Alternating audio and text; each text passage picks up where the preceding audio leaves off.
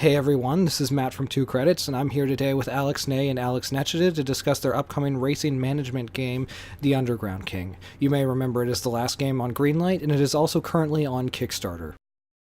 So, I'm just gonna go ahead and start. What inspired you guys to create The Underground King? Like, this kind of oddball, like, racing management game? Well, I started working on the project back in 2014. It was only a concept. I've been working on another indie game back then with a friend, and this was something that I drew in between breaks, like sketching out the idea.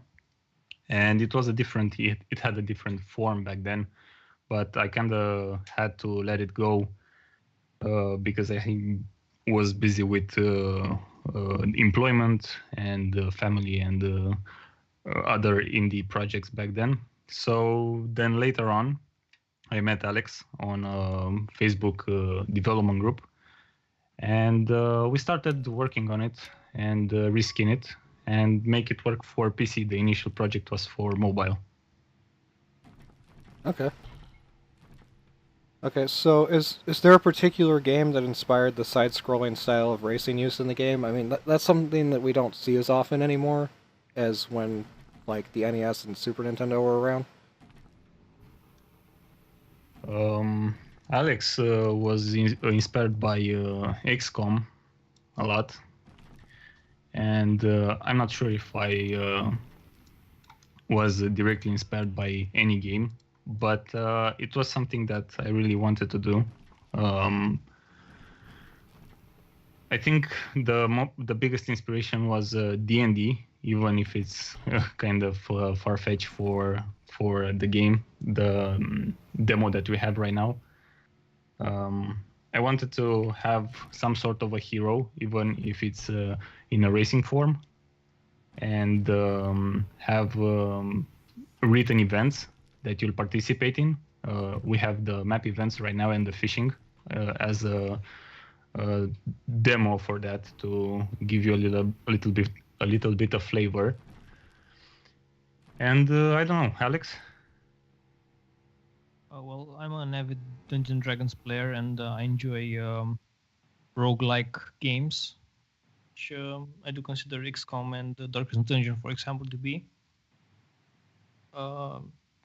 We've been inspired our entire lives by different sources. For example, the art style has strong connections to wacky races, for example, if you know of it. Yeah.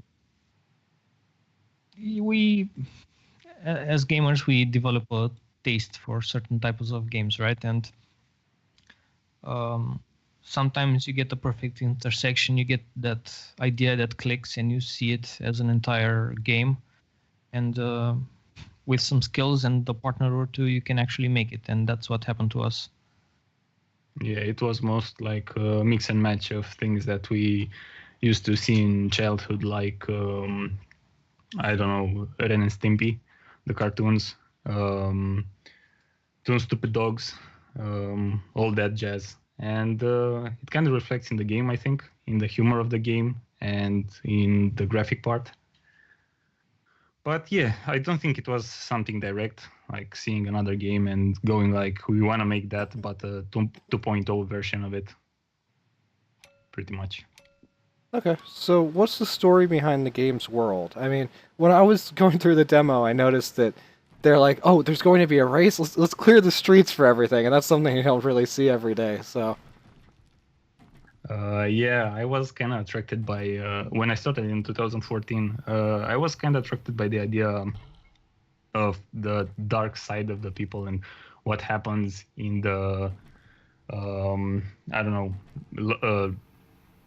the low parts of the city, like the underbelly of the city.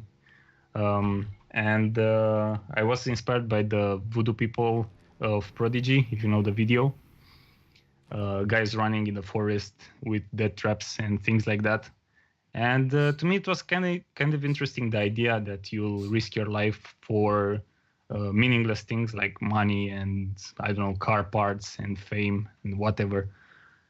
And I kind of worked on with Alex on this idea and tried to make dark side of the world, sort of speak, and I don't know, make it a little funny at the same time. Not we didn't want to give it a serious feeling like I don't know, Batman or something like that, but more of a cartoonish vibe, a dark comedy in a way. Okay, so I also noticed that in the demo there are a few references to like the Uncle Wart character. Will he play any significant role in the story, or will there be any kind of recurring characters like that, or will it mostly be kind of a freeform story that's driven by the events and such? Well, you'll have to wait for the final release and finish the game for you to find out. We named our Twitter account for the game Uncle Wart, so yeah, he's a major character in one way or another. Okay. We just don't want to really reveal it without you actually finishing the game. Yeah. Okay, It's a I secret to understand. everybody. Okay, so also I noticed that there's a day-week counter at the top of the screen. Will there eventually be gameplay elements that are limited by time, or is it just kind of an indicator of like how many days you've played through? There already are. So every time the week passes, so you have 8 turns or 8 hours per day. We call them rounds. And when they go out, when the little hand goes back to the 12 number, the day passes, and after 7 days, the weekly event changes. So everybody starts with the present fucked up the economy and the prices are cheaper. But it can be any random event that modifies the game fundamentally. And every time the week passes, the shop also changes its entire inventory. That was one of the things that we really wanted to bring into the game. Even if it's a racing game, we wanted to have different events from week to week, maybe events that you will encounter once, like, I don't know, the circus is coming to town, and you will have in that particular week different types of race, different types of enemies and events, even loot. It will affect everything in a different way, so that even if the game looks kind of small, like the area in which you play, the events will make the world seem larger, like it's something happening outside the limit of the screen, sort in a way. Okay, so there are even going to be maybe certain things that only happen like once throughout an entire game.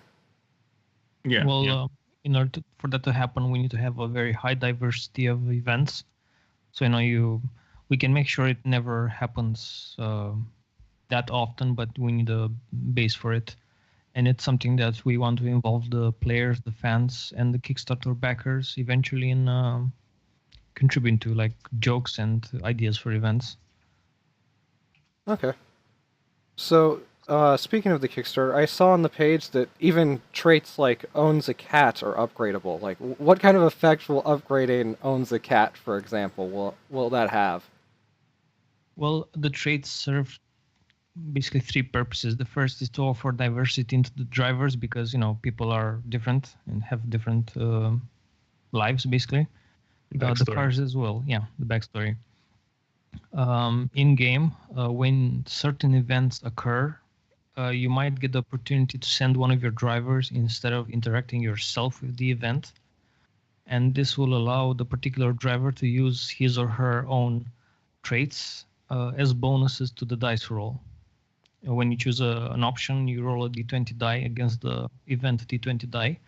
But if you send a driver, he or she casts a 20 die plus dice depending on what levels and what abilities they have. For example, if a driver has acrobatic training, let's say a random trait, acrobatic training, and they try to jump over a hole or jump from a car to car, they will be able to add their dice to the roll. The second one is within the races, all of the traits will give you a penalty or percentage depending on what type of trait it is. For example, the acrobatics trait I mentioned, within the race, you will get a cooldown reduction, like a 2% cooldown reduction for every level of acrobatics you have. And on the cat, we haven't implemented anything, but we have plans for every trait to have a use. Okay, so even if it's named something that doesn't seem like it would do something, it will still have some effect. Yeah, definitely. we need to implement it mechanically and update the tooltips to reflect the bonus it has. Because right now it just shows you that you have +5 to, I don't know, color blindness. Okay.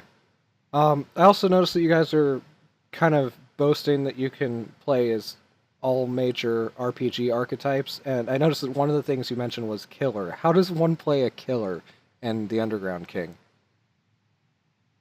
If I can fill that one again. So as I mentioned, everybody has traits, but some of them are core traits, and these are the abilities you see at the bottom of the screen when you're in the race. For example, the jump ability that propels your car upward. Well, there are offensive type abilities like throwing bombs behind you, like James Bond car style. Or drive-by. That. Yeah, or drive-by that reduces every car's speed, every enemy car speed. And as a player, you can focus into disabling, attacking your enemy cars instead of boosting your own speed and maneuverability. So you can play aggressively. Basically, we modeled the entire concept of a driver in a car as a D&D party. So you have the driver who's in the front seat at the wheel. The slot is called wheels, and he's supposed to be the tank, the paladin, the sheet, full plate. He has the most HP, and he basically is the frontliner. And then you have the shotgun seat, which is basically the rogue archer archetype of dealing damage.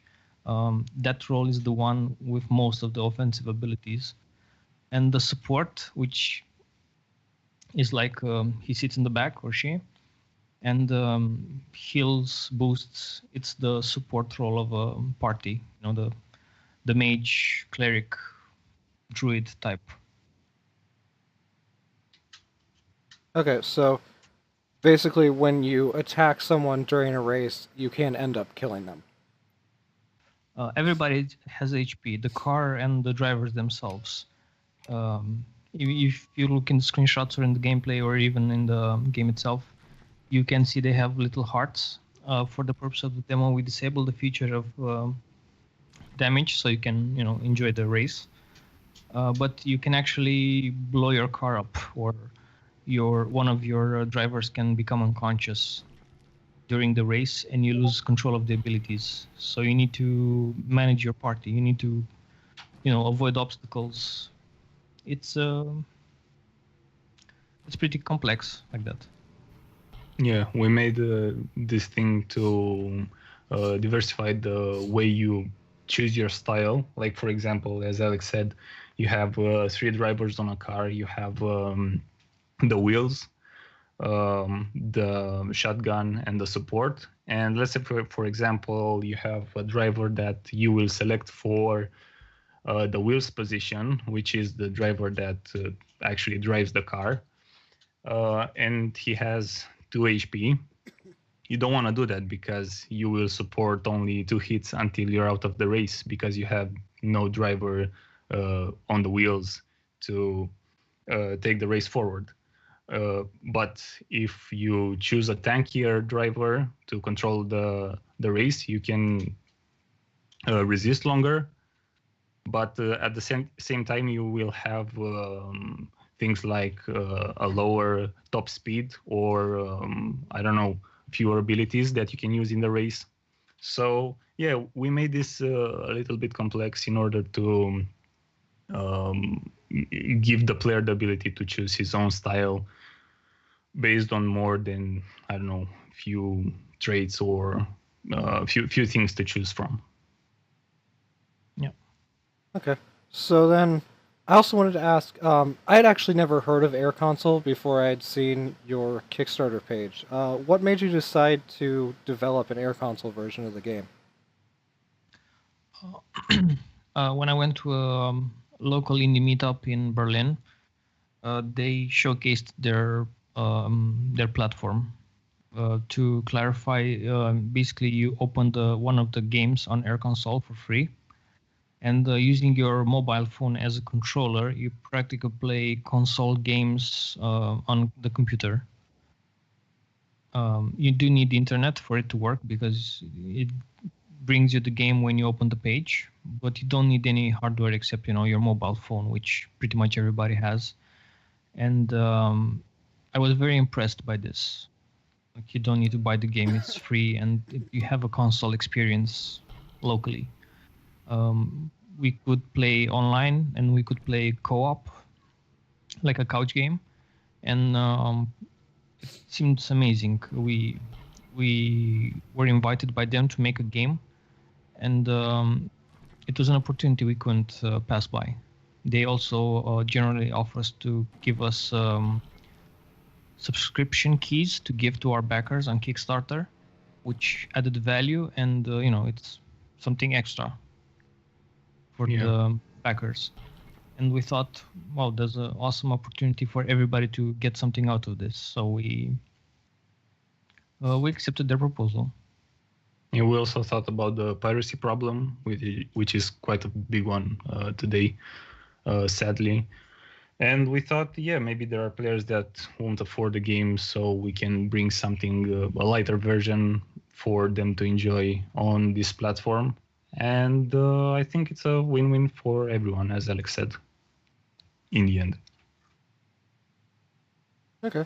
So then, I also saw that the Air Console version will have a time-limited multiplayer release. How are you planning to do that? Is it going to be limited to races, or will there be like a deeper system there? Well, it's a bit unfair to offer a free version of our game compared to people on Steam who will have to buy the 15, 20 euros. We haven't priced it yet. So what we will do is make a lightweight version only with the races and without the strategy events part. So you will open the game with your friends, choose the car that you want, because you can only see the car. That's the only thing you're going to optimize. After you choose your car how you want it to look, you'll start racing right away. Yeah, it's mostly customization and racing. We will skip the strategy part and the events part of the game. So it's going to be basically just a 2D side-scrolling racer. Yeah, we're going to keep most of the abilities because they're the fun, physics and everything else. But damage and what kind of drivers you have, that part won't be necessary or included. All right. So then, I also wanted to ask: will the alpha and beta access parts of your Kickstarter campaign will they be exclusive to the Kickstarter tiers, or are you planning to put it on Steam Early Access or something similar later on? it depends on the Kickstarter if it will be successful in the end. If the Kickstarter will be successful, we will keep the alpha and the beta closed to the backers because we want to finish the game as fast as we can to bring it to everyone.